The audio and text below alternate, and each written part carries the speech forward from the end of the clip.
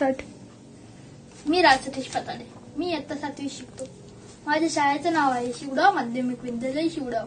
मी आता कोरोनाबद्दल तुम्हाला काही पत्र वाचन करून दाखवणार आहे, ते तुम्ही ऐकून घ्या. अप्रिय कोरोना. पत्र लिहिण्यास कारण की आज शाळा बंद होऊन सुमारे बराच कालावधी लोटला आणि माझे वर्गमित्र जून 2020 मध्ये इयत्ता 4थी मधून शिवडाव माध्यमिक विद्यालय व इयत्ता 5वी मध्ये दाखल झालो. नवीन शाळा, नवीन शिक्षक, नवीन मित्रमैत्रिणी सगळे भेटले. आम्ही खूप मजा मस्ती करत शाळेत जायचो, खूप खेळायचो, अभ्यास करायचे. सुट्टीच्या दिवशी विविध ठिकाणी फिरायला जायचो. कधी आई सोबत बाजारात जायचो, तर कधी जत्रेनिमित्त जायचो, तर कधी लग्न सोहळ्यामध्ये सामील होण्यासाठी विविध ठिकाणी भेट द्यायचो.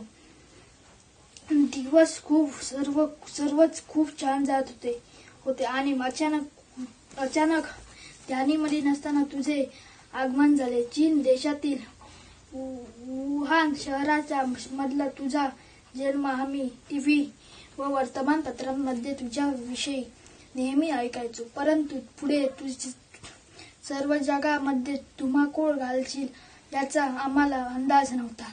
अचानक धानी मनी नसताना तू विमाने येतीत प्रवास करीत भारतामध्ये दाखल झालास. इतकाच व भारताच्या कानोकानी वाऱ्यासारखा पसरलास. तू तर डोळ्यांनी न दिसणारा एक सूक्ष्म विषाणू, परंतु तुझे सर्व जगाचे खूप शांती घेऊन गेलास. भारतामध्ये कोरोना संक्रमण वाढले आणि आमची शाळा बंद झाली. हळूहळू बस बाजार बसकेनी सर्व बंद झाले. जीवन जसे थांबले सारखेच. ना खेळ, ना शाळा, ना कुठे फिरणे, फक्त घरात बसून राहणे. बाहेर गेलास तर तो मास्क, सॅनिटायझरचा वापर करणे. ना कुठे जाणे, ना कुठे येणे. सुरुवातीला अचानक मिळालेल्या सुट्टीचा आनंद वाटला, परंतु नंतर मात्र कंटाळा आला. सतत तुझ्या संक्रमणाची बातमी,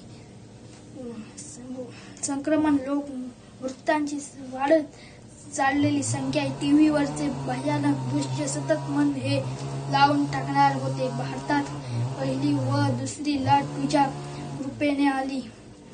लोकांचे नोकरी धंदा बंद झाला. कित्येक घर उद्ध्वस्त झाली. कोणी कोणाकडे जाईना येईना. सतत भीती की तू भेटलास तर काय कृत्य होईल. आमचे